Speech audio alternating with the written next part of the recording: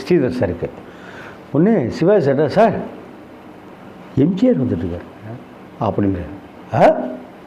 எம்ஜிஆர் பின்னாடி வந்துட்டுருக்காரு பாருங்க அப்படின்னாக்க அவர் வேறு எதுக்கோ வராரு போல இருக்கு அப்படின்னு சொல்லி சிவாஜி சார் நினச்சார். இருந்தாலும் அன்றைக்கி எம்ஜிஆர் சிவாஜி காலம் தானே, எம்ஜிஆர் அப்படின்னாலே சிவாஜி ஞாபகத்துக்கு வரும், சிவாஜின்னு சொல்லும்போதே எம்ஜிஆர் ஞாபகத்துக்கு வரும்.